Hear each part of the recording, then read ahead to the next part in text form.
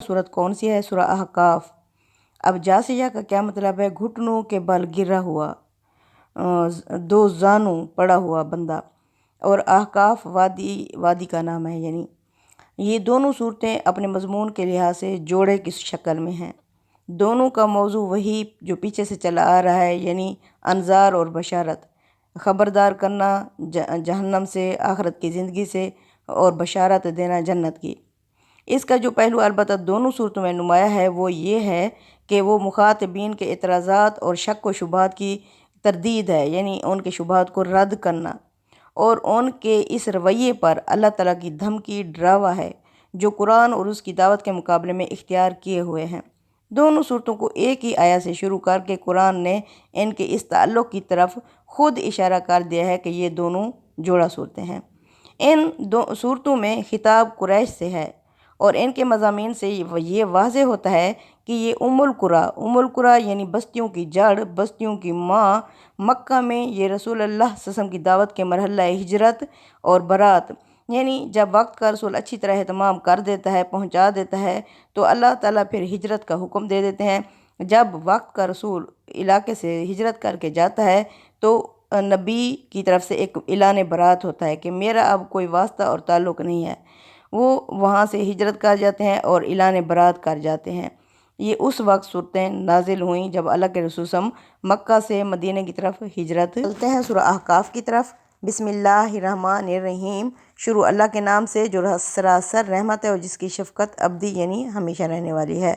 हामीम, वो पिछली सूरह भी हामीम से शुरू हुई थी, ये भी यानी कि ये अपने जोड़ा होने का सबूत दे रही हैं।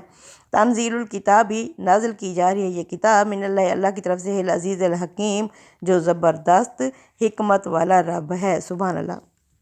अल्लाह किस तरह हिकमत वाला है? यानी ये एक धमकी है, डरावा है। मतलब ये है कि जिसने ये कलाम उतारा है वो कोई ज़ईफ़ और नातवा हस्ती नहीं है, बल्कि इस कायनात का बादशाह है और इसका तमाम इख्तियार और इक़्तिदार उसी के कब्ज़े में है। ये उसका फरमान वाजिबुल अज़ान है, इसलिए जो लोग इसकी नक़दरी करेंगे वो सोच लें अपने लिए किस अंजाम को वो दावत दे रहे हैं।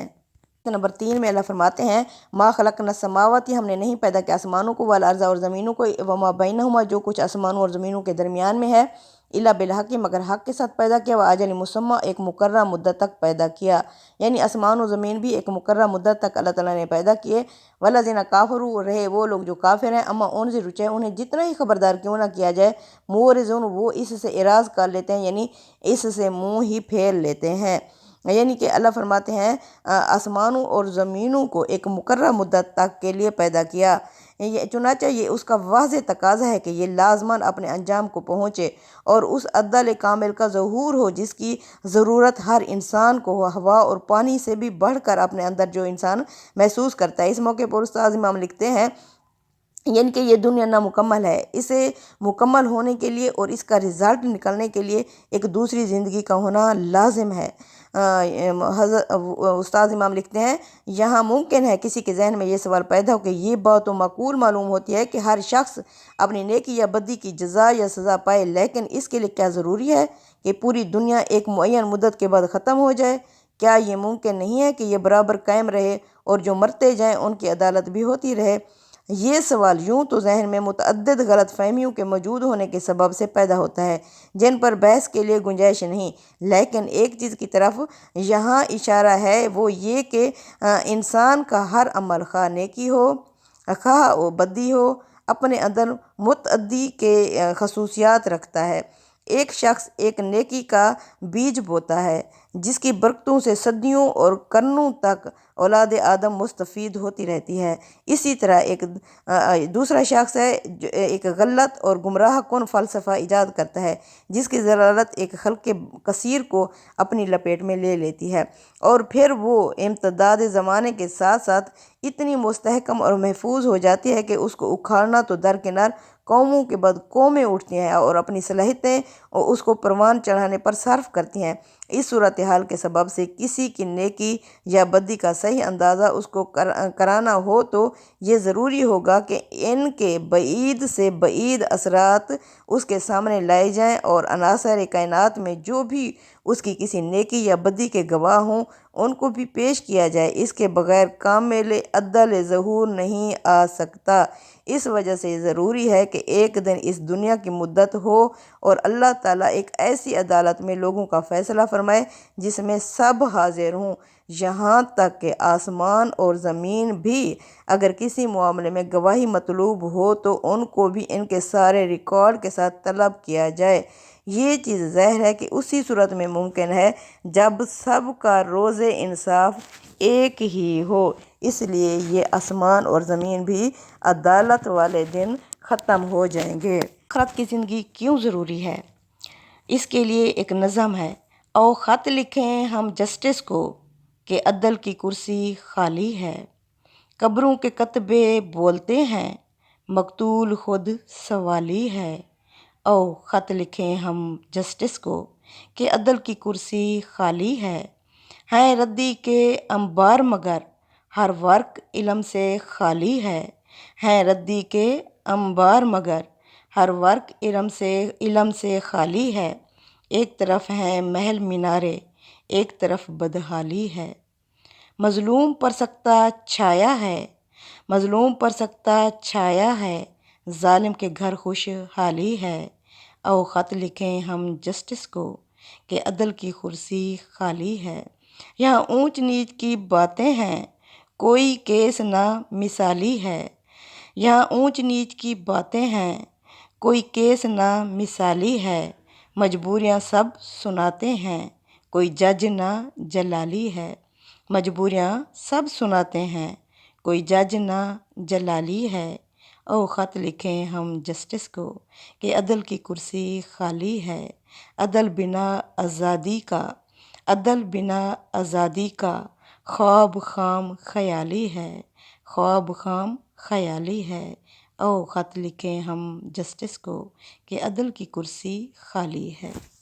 آگے آیت نمبر 4 میں اللہ فرماتے ہیں: قُلْ أَرَأَيْتُم مَّا تَدْعُونَ مِن دُونِ اللَّهِ محمد صلی اللہ علیہ وسلم ان سے کہو کیا تم نے دیکھا جن کو تم پکارتے ہو اللہ کو چھوڑ کر، آرونی مجھے دکھاؤ، ماذا خلقوا کہ انہوں نے کیا پیدا کیا ہے، من الارض زمین میں، ام لہم شرکن کیا یا ان کی شرکت ہے، فی السماوات آسمانوں میں، یعنی کوئی سانجھا ہے اللہ کا، ایتونی لو بکتابم کوئی کتاب، من قبل ھذا اس قرآن سے پہلے، او اثاراتی من علم یا کوئی علم پر مبنی بات کرو، ان کنتم صادقین اگر تم سچے ہو، یعنی اپنے ظن گمان ان سے اٹکل پیچوں سے کام نہ لو۔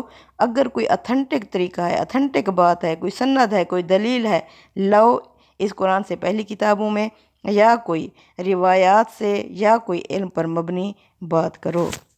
آگے آیت نمبر 5 میں اللہ فرماتے ہیں: وَمَنْ أَضَلُّ اور اس شخص سے زیادہ گمراہ کون ہو سکتا ہے، يَدْعُو مِن دُونِ اللَّهِ وہ جو پکارے ان کو اللہ کو چھوڑ کر، مَن لَا يَسْتَجِيبُ لَهُ جو نہیں جواب دے سکتے اس بندے پکارنے والے کو، إِلَى يَوْمِ الْقِيَامَةِ قیامت کے دن تک، وَهُمْ عَنْ دُعَائِهِمْ غَافِلُونَ وہ تو ان کی دعاؤں سے بھی غافل ہوں گے، بے خبر ہوں گے۔ آگے آیت نمبر 6 میں اللہ فرماتے ہیں: وَإِذَا حُشِرَ النَّاسُ اور جب جمع کیے جائیں گے لوگ، كَانُوا لَهُمْ أَعْدَاءً یہ جو جن کو یہ پکارتے تھے پیر بنایا ہوا تھا، یہ ان کے دشمن بن کر کھڑے ہو جائیں گے، وَكَانُوا بِعِبَادَاتِهِمْ كَافِرِينَ اور وہ ان کی عبادت کا انکار کر دیں گے۔ یعنی کہ اللہ فرماتے ہیں وہ تو ان کی دعاؤں سے بھی بے خبر ہیں، اس لیے کہ کوئی نبی یا فرشتہ بھی ہو تو وہ بذات خود کسی کی دعا یا فریاد سے واقف نہیں ہو سکتا، چاہے کہ اس کو قبول کر سکے، یعنی ان کو قبول ان کی دعاؤں کو کر سکے، وہ تو ان کی دعاؤں سے بھی غافل ہوتے ہیں۔ سورہ مائدہ کے آخر میں حضرت مسیح علیہ السلام کے ساتھ اللہ تعالیٰ کا جو مکالمہ نقل ہوا ہے اس میں انہوں نے پوری وضاحت کے ساتھ بتا دیا ہے کہ ان کی وفات کے بعد ان کے پیروں نے جو کچھ کیا وہ اس سے واقف نہیں تھے، وہ ان سے بے خبر تھے، انہوں نے کبھی نہیں کہا تھا کہ میری بندگی کرو، انہوں نے اللہ کی طرف پکارا تھا۔ تو اللہ تعالیٰ بتا رہے ہیں کہ قیامت تک ان کو پکارتے رہو، یہ تمہاری دعائیں نہیں قبول کریں گے اور یہ نہیں سن سکتے، تمہیں نہیں جواب دے سکتے۔ اس سمیع قریب کو پکارو جو ہر ایک کے ساتھ ہے، شاہرگ سے بھی زیادہ قریب ہے اور تمہاری پکار سنتا بھی ہے۔ اللہ فرماتے ہیں آیت نمبر 7 میں، وَإِذَا تُتْلَىٰ عَلَيْهِمْ آیَاتُنَا، جب پڑھی جاتی ہیں ان قریش کے لوگوں کے سامنے ہماری آیات بینات واضح، قال الذین کافروا، تو کہتے ہیں وہ لوگ جو کافر ہیں، للحق، حق یعنی سچ کے بارے میں، لما جاءہم، جب کہ یہ حق اور سچ ان کے پاس آ بھی چکا ہے، ھذا سحر مبین، یہ تو کھلا جادو ہے۔ کس طرح کا جادو ہے؟ یعنی زبان اور بیان کی جادوگری ہے جو دلوں کو تسخیر کر لیتی ہے۔ یہ بات وہ اپنے لوگوں کو یہ باور کرانے کے لیے کہتے تھے کہ وہ اسے خدا کا کلام نہ سمجھیں۔ اس میں شبہ نہیں کہ یہ اپنی بے مثل فصاحت اور بلاغت اور واجد افرین خطابت اور اپنے بلند مضامین اور دل و دماغ کو تسخیر کر لینے والے انداز بیان کے لحاظ سے یہ بڑے اونچے درجے کی چیز ہے، لیکن ہے اسی کی نوعیت کی جو اس سے پہلے ان کے شاعر اور خطیب پیش کرتے رہے ہیں، یہ کوئی الہامی کتاب نہیں ہے۔ آیت نمبر 8 میں اللہ فرماتے ہیں، ام یقولون نفترہ، یہ کہتے تھے کہ اس محمد صلی اللہ علیہ وسلم نے اسے خود گھڑ لیا ہے، اس قرآن کو۔ قل، کہہ دیجئے محمد صلی اللہ علیہ وسلم ان لوگوں سے، ان افتریتہ، کہ اگر میں نے اسے خود سے گھڑ لیا ہوتا یا گھڑ لیا ہے، فلا تملکون لی، پس تم نہیں اختیار رکھتے، لی میرے لیے، من اللہ، اللہ کے آگے، شیئن کچھ بھی، یعنی تم مجھے اللہ سے نہیں چھڑوا سکتے، نہیں بچا سکتے، یعنی میں اپنی ہی جان کا نقصان کر رہا ہوں اگر میں نے خود سے گھڑ لیا ہے۔ ہوا عالم، وہ جانتا ہے، بما تفیضون فیہ، جو کچھ تم اس میں اضافہ کرتے ہو، گھڑتے ہو، کفا بہ شہید بینی و بینکم، اللہ ہی کافی ہے اس بات پر گواہ میرے اور تمہارے درمیان، وہو الغفور الرحیم، اور وہ بخشنے والا اور رحم کرنے والا ہے۔ بے شک بخشنے والا اور رحم کرنے والا کس طرح؟ یعنی اللہ تمہیں نہیں پکڑ رہا، اللہ نے ڈھیل دی ہوئی ہے۔ اس کی مثال ایسا ہے، کمرہ امتحان میں جب ہم پیپر دینے کے لیے جاتے ہیں تو ہم اچھا پیپر حل کریں یا برا پیپر حل کریں، ایگزامینر ہمیں نہیں روکتا، وہ ہمیں 3 گھنٹے پورے دیتا ہے، 3 گھنٹے کے بعد وہ ہم سے پیپر چھین لیتا ہے۔ اللہ نے بھی یہ 3 گھنٹے چھوڑے ہوئے ہیں، چاہے تم اچھے عمل کرو یا برے عمل کرو، اللہ اس میں مداخلت نہیں کرتا۔ اب آیت نمبر 9 میں اللہ فرماتے ہیں، کل کہہ دیجئے محمد صلی اللہ علیہ وسلم ان لوگوں سے، ما کنت بدعا من الرسل، کہ میں کوئی نیا نرالا رسول تو نہیں ہوں، وما ادری، میں نہیں جانتا، ما یفعل بی، کہ میرے ساتھ کیا ہوگا قیامت والے دن، ولا بکم، اور تمہارے ساتھ کیا ہونے والا ہے، ان اتبع، میں تو پیروی کرتا ہوں، الا ما یوحی الیہ، اس وحی کی جو میری طرف کی جاتی ہے اللہ کی طرف سے، وما انا الا نذیر مبین، اور میں نہیں ہوں مگر صرف کھلا خبردار کرنے والا ہوں۔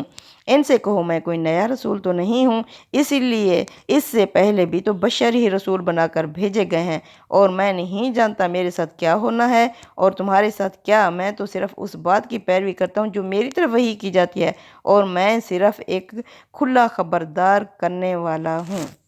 آگے آیت نمبر 10 میں اللہ فرما رہے ہیں، کل ارأیتم، محمد صلی اللہ علیہ وسلم ان سے کہو کیا تم نے دیکھا، ان کانا من عند اللہ، ان اگر کانا ہوا، یعنی یہ قرآن، من عند اللہ، اللہ کی طرف سے، وکفرتم بھی، اور تم نے اس کا انکار کر دیا، وشاہد شاہد من بنی اسرائیل، جبکہ ایک گواہ گواہی دے چکا ہے بنی اسرائیل کی قوم میں سے، علی مثلہ، اس جیسی، فآمن، پس وہ تو ایمان لایا، واستکبرتم، اور تم تکبر کر رہے ہو، ان اللہ لا یہدی القوم الظالمین، اللہ ایسی ظالم قوم کو ہدایت نہیں دیتا۔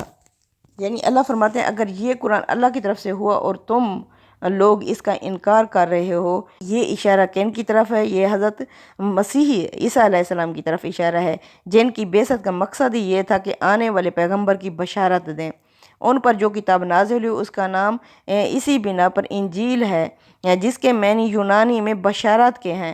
انہوں نے یہ بشارت آپ کے نام کی تصریح کے ساتھ دی، جیسا کہ سورہ صف میں بیان ہوا ہے کہ میرے بعد آنے والے رسول کا نام نسمہ احمد، صلی اللہ علیہ وسلم احمد ہوگا، اور آپ کی صفات اور آپ کی دعوت کے مدارج اور مراحل کا ذکر نہایت واضح الفاظ میں فرمایا ہے۔